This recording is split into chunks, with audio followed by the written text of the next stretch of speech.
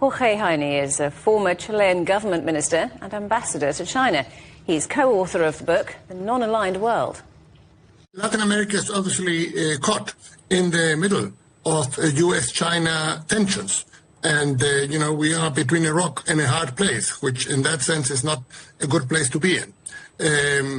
Latin America would not like to have to choose between the United States and China. It wants to do business with both, which is precisely the topic of my new book, The Non-Aligned World, which puts forward the notion of active non-alignment as the best way forward, not only for Latin America, but also for the rest of the Global South. That said, and I was at the first China-CELAC ministerial meeting held 10 years ago in Beijing in 2015. So I can say with some perspective that in these 10 years, China and Latin America have made tremendous strides.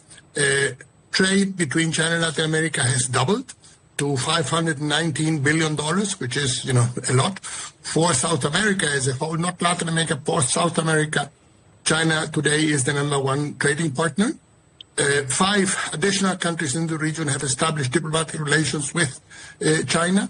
23 have joined the Belt and Road Initiative, and 8 have joined the Asian Investment and Infrastructure Bank. So a lot of progress has been made. Well, let's talk about the Belt and Road Initiative. Colombia recently joining. What does that say about the importance of China regionally? Colombia has traditionally been considered the so-called best friend of the United States in Latin America. So the fact that at this rather fraught international moment, Colombia decides to sign on to the Belt and Road Initiative sends a powerful signal. President Petro of Colombia is in Beijing right now. His commitment is basically to the energy transition, to move Colombia towards a green economy. And in that regard, Chinese companies, of course, play a very significant role in e-mobility and green hydrogen and wind and solar energy. So for Colombia today, China is a very important partner, and his signing on to the BRI is an expression of that.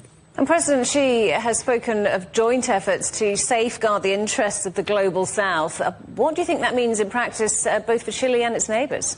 There are a very significant challenge that not just Chile and Latin America, but Africa and Asia as well are facing these days, and they are not being adequately addressed.